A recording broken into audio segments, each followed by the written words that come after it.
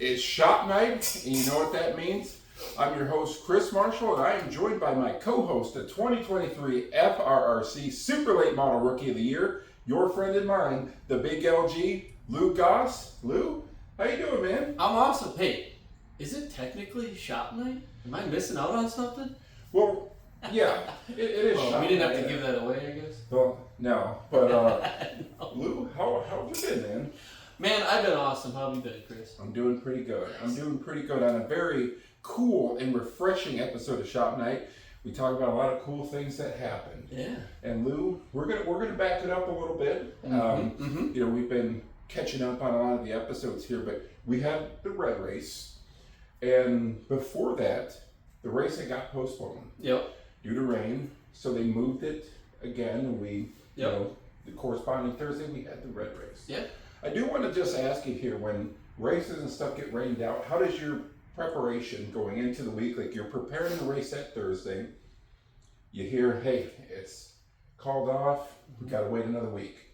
Is there anything that happens? Is there like a huge dump, like adrenaline dump or anything where you're just like, oh, you're just let down? Or?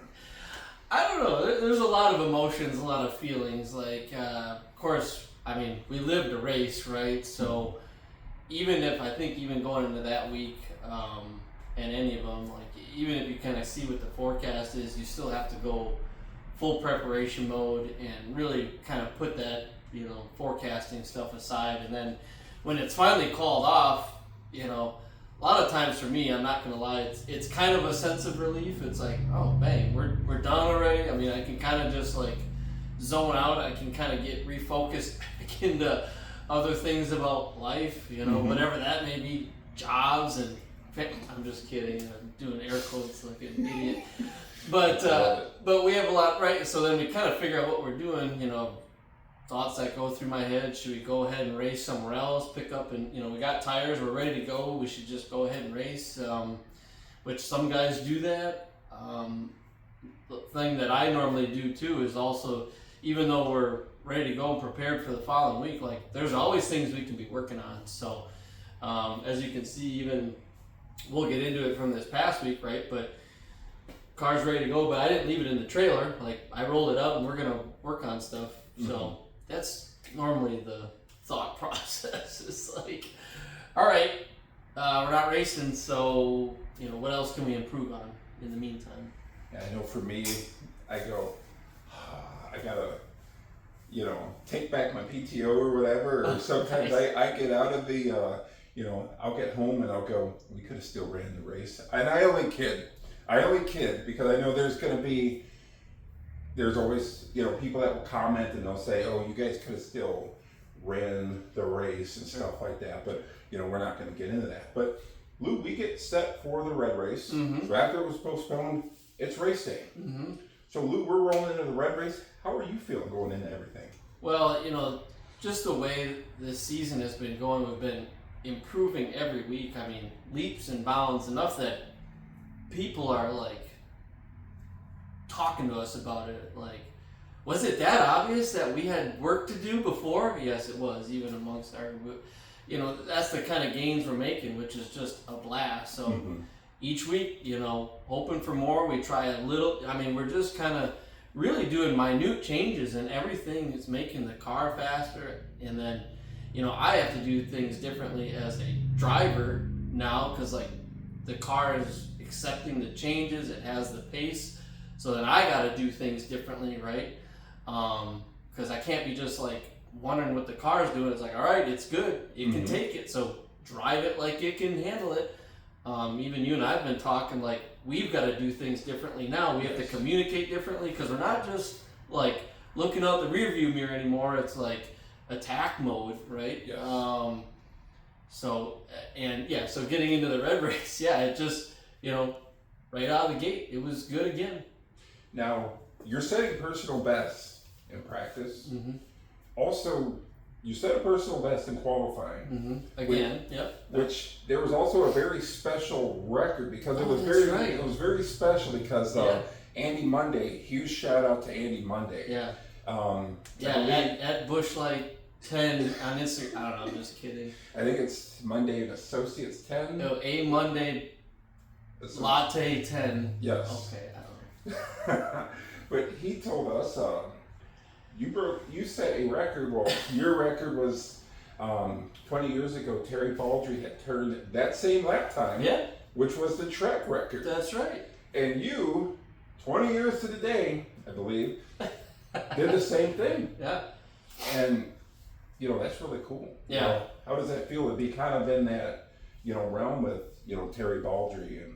Well, it's fun, and of course, that lap time still doesn't hold a candle really to some of the laps that the guys are turning. Like, yeah, we ran a 19.236, right? I think the fast time was still at 18.77. So, 4.5 tenths or whatever it ends up being, right? That's a pretty big gap yet. But it's fun to just kind of be in that realm. Like we're I think that was still 14th out of 22 cars, right?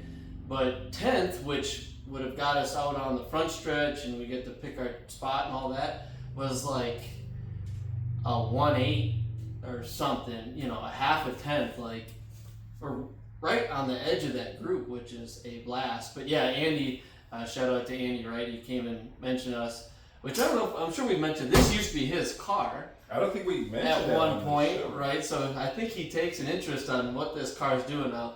It's been chopped up quite a bit since we got it from him and updated, and still full all Pathfinder all the way through. But yeah, he mentioned 20 years ago, or maybe it might even, I think he said it was 2001 or 2003. I forget it, but so a little over 20 years ago. Terry Baldry set the track record at 19.236, and somehow he remembered.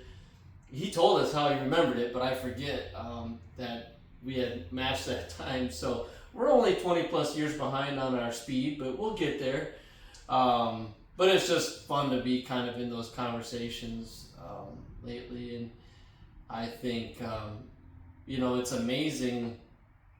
I still surprise myself that we're able to get those lap time, and obviously the car's faster because I'm like, man, it just the way it's handling, I'm like, there is so much more in this car. Like it just has the pace, like, and the handling is there to gain too, which is just amazing. And then every week, everybody's noticing. You're improving, the team's improving, the car's getting better. So it's going to be exciting to see how everything goes. As the season continues to go on. But Lou, we go into the feature here for the red race, and first of the red, white, and blue races for the year. Yep. And so you want to really get out there and kind of at least set a tone here and say, hey, look, we're going to start off real strong. How are you feeling going into the feature? And we do the 4 wide salute. It's a 51 lap show now. Yep. We do the 4 wide salute, which is really cool. Yep. Which I got a shout out to the race director there, running a really good show. That everything runs really smoothly. So going into the feature, how are you feeling going into the feature after everything? We didn't run any heat races. Yep. So we shoot straight to the feature. Yeah. No, we're, excited, looking forward to it, pumped. Just the way everything's working lately, like, not nervous. Like, I'm just excited to just get out there and attack, right? We were trying a little bit different tire pressure situation. In general, we were trying to start them lower than we had been. So it's, a little uncertainty about that, but just, we warm up the tires and just know right off the bat that the car is still really close, which is fun. And as they dropped the green, it was like we really had a chance to, hold a spot. I think the top lane, which we started on the top lane, rolled pretty early, and we jumped a couple spots, but just didn't quite get down early enough. I think we had an opportunity to. And that's where, Chris and I are working on maybe our communication, being a little bit more aggressive maybe. So we stayed on, kind of just held our spot on the outside, and the bottom ended up rolling pretty good. And then once we got in line, right, and as those tire pressures came up, the group that was in front of us, we had run them down until that caution right in the middle of the race, right halfway through. Yes, and I had noticed that too. Right after everything got settled out, we filed into the straight line and everything. I go, he's gonna catch him, and you're there. Caution comes out, and it's we get to reset, and there was a couple things that happened. So on that next restart, I just remember you come back around and go, what the hell did he hit? Because Yeah. the hood goes up, and I go, what did he hit? And I know what you're thinking, Chris, you're the spotter, you should have saw what he hit. I called, I was calling him through 1 and 2, and I just remember he came through, and all of a sudden I saw the hood kind of pushed up. Yeah. And so after the restart, how did everything go after the restart to the end of the feature?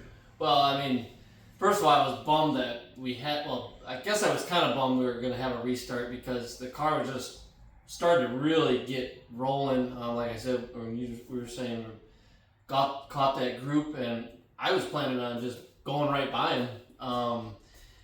So you start packing up cars in the middle of the race, and you're just kind of asking for problems, right? And sure enough, we were just packed up tight, and I got a really good restart, and all I was doing was just trying to stay tight to the car in front of me, and they all started kind of brake checking, and I was the third or fourth in line, and that guy's usually coming the fastest, and I just kind of really drove into the back of the car in front of me really hard, and pushed the nose and pushed the hood up, and so nothing you were doing, Chris, or Chris is, if anybody watches us and hasn't ever really seen WIR, where the spotter stand is basically in turn 4. So looking down towards turn 1, it's really kind of hard to see what the heck is going on, if you can even see down there. And then from that on, it really, because everything was pushed up so bad, it took all the downforce off the nose. It had to be what it was, because then the car had 0 turn, which that was one of the first times I've ever really kind of noticed that.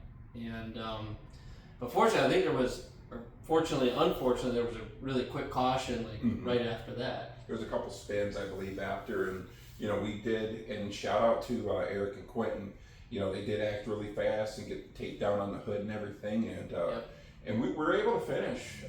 We did have a really scary incident that did happen as we went into 1 and 2. I believe Schuler ended up hitting the wall there, but I believe he is okay.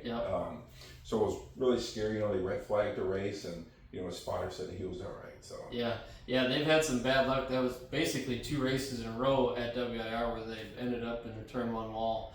Hate it for those guys. But as far as the race is concerned, that's one of the ones that gave us an opportunity to pull the car back in, get the hood taped down, and so try to seal it up. And it was amazing how even just getting it sealed up, halfway, how much better the car was driving compared to the hood just flapping all over the place, right? It actually had some downforce then. Now towards the end of the race, we're finishing the end of the race, and we lose a chunk of the car. All I remember is I saw it snap loose, and really good save. But we had some work. We got some work done, on the car, but just kind of snapped loose. I've never seen that happen before. Just I don't know what it was like being in the seat when that happened. But would you be able to tell us a little bit about that towards the end there, where it kind of snapped loose on you? Or? Yeah, well, we were struggling a little bit, because the hood was still kind of screwed up and the whole front end was kind of screwed up. But yeah, I don't know if we ever figured out if we got tapped from behind. We were kind of in a group of cars, and I thought I was going to go right around the thing, snapped loose so bad, but then the car passing by clipped the nose, and that kind of actually straightened us out, but it took part of the left front fender off, and we kind of limped it home from there. Still a lead lap finish, and for all the work we had put into it, during the race, that was pretty admirable by us. And one thing I will take credit in is we still got the car home in one piece. Yeah. So other than the missing piece, but which you can't even tell when you look at the car. You not can't from this even angle, tell. anyways. But I thought it looked really good. I thought we did really good in that race. So kind of we set that bar where we're going to be at. Yeah. And I think it's just going to get even better. Yeah. Oh yeah. 100%. So, Lou, from there, we had some car updates that we did in the shop. And we get ready for the next race. Yep. The next race is really cool. We get to practice. Yeah. And, well, there were some weather issues that happened at the beginning. Yeah. And so actually, as I was coming out to the track, it had rained. So when I got to the track, everything looks great. From where I'm at, everything looks fine. It's when you get into the pits, you go, oh man, there's all this water, and then you gotta have to step over the puddles and stuff like that. I don't like walking through them because it gets on my shoes and it tracks into the hauler. The driver gets really upset. But The hell with him. who does he think he is, right? Right. But Like he's big dogging everybody. but those rookie of the years, I tell you. But Lou, we get ready for practice, Yeah. and as we go out for practice, there's some warnings there about the track. Yeah. Some things to watch out for.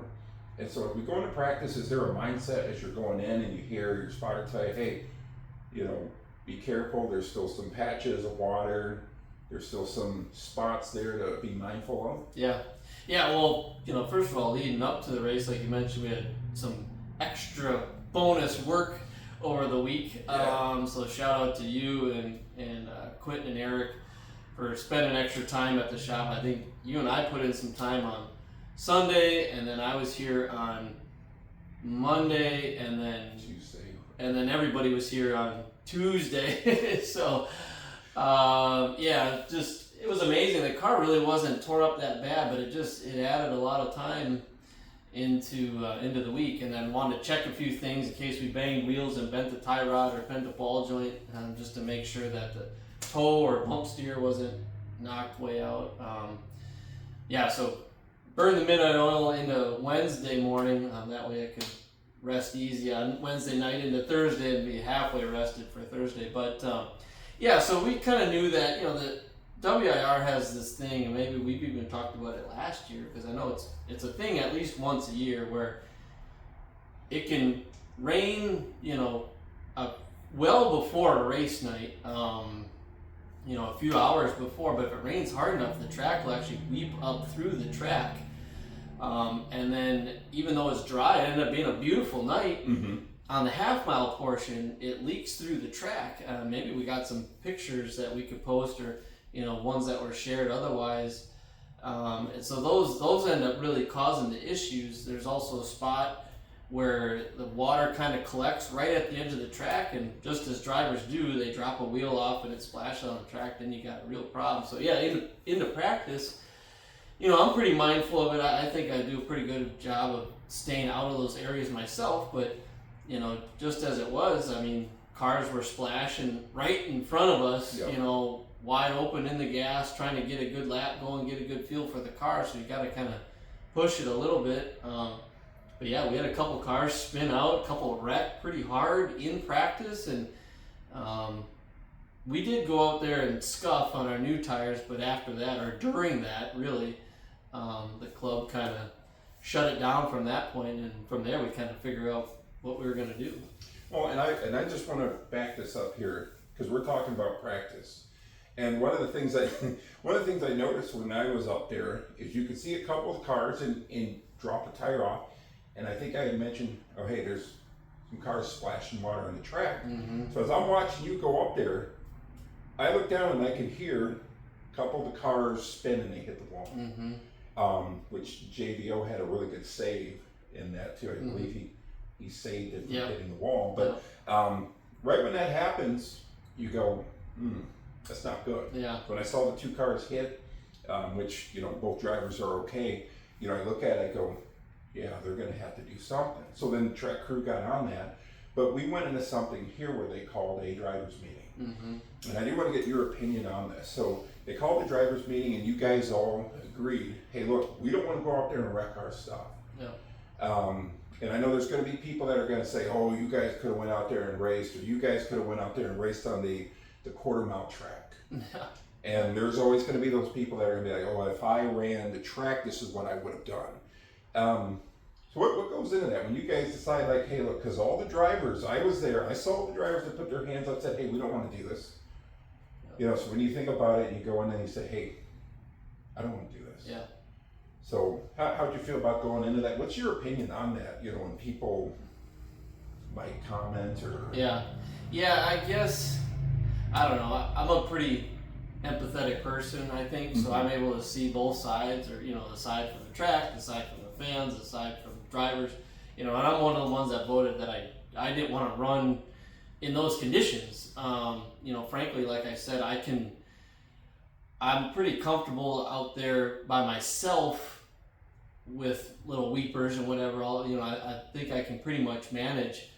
But you get cars packed up, and you get one guy 2 rows back that spins because of the water or throws the water on the track. Now you got 15 more cars behind him. Like that's hard for me to justify. I mean, we managed to run into each other when the track is dry, and then if we add even just the slightest bit of moisture in there, I mean, some guys were noticing spots where I really didn't pick up on this, like even down the back straightaway. Mm-hmm. It was rooster tailing, out of the cracks, and turns 1 and 2 got a weeping issue. I really was only really concerned about 3 and 4 really was just turn 4, but then there was areas of 3 where the track has tried to fix it, so kudos to them, but it's still coming out, right? It's hard, and you talk to some of the drivers that have been around for a long time, and it's always been a thing. So it's unfortunate. There's at least once a year where we have, what ended up being a really nice weather night. Mm-hmm. We still can't race because the track just can't take the water that's underneath it. So as far as a opinion about the thing, like I said, I can see it from all different angles. I do wish others could be more empathetic to the situation. And we came up with a cool thing. Otherwise, shout out to, I think Andy Monday spurred this on, and a few other people, right? We ended up doing an autograph session up top, and all the other quarter-mile races got to run. The Crown Vics, they got to race on the half mile. They got to put in several features. You got 3. I mean, those cars probably got huge fuel tanks and get much better fuel mileage. They didn't even have to put gas in them. They just kept racing them, which was great, And I will tell you this about the Crown Vic. So there's a kid out there that runs in that series. I believe he drives the 13 car. Mm-hmm. And he had told me this, he doesn't have any experience racing or being out there in that big track. So running those features, having them do that, helps get you a little bit of experience under your belt there. And I thought the track pivoted really well. Yeah. With putting that stuff on and having the autograph session, and telling us, hey, not to leave, because then if the fans see their favorite late model and super late model guys leaving, they're going to go, well, Andy Monday, Lou Goss, Taylor Vandermoss, Mike Anthony, Jordan Field, these guys are gone. Well, I'm going to go home too. Yep. So I thought that was really cool that you guys stuck around and gave the fans something to go home happy with, whether it was coasters, hero cards, and die casts and things like that. So I thought it looked really cool. I got to sit up in the stand and watch the features and stuff like that. So we got to load the car out with no damage or anything. I love that too. And we saved some tires. But yeah, it's true. Overall, I thought it was a good night. Despite the fact that we didn't get to race, I still felt like we got something out of it. We got at least a little bit of data. Yeah. I mean, we definitely still checked the box, right? After our repairs and whatever, went out there on our tires from the red race and checked the box. Yep, car's still basically the same, or maybe even a touch better, frankly, because I think we did try a slight air pressure adjustment to simulate a feature start, right? Because that was one thing we noticed. Maybe we started them just a touch too low, because by the time we got to 20 laps in the red race, like we were flying. It was like, all right, this would have been handy 10 laps prior, right? We maybe wouldn't have had so much ground to make up, but yeah, kind of like what we were talking about initially. Like, I think I posed to you and Chris and Eric. I'm like, all right, yep, car's done, but we're gonna do this, and this still, and we may go practice on Tuesday. Yeah. So it's like, well, may as well get into it and put our practice tires back on the thing and go just try some quick hitter things and be extra prepared for next week.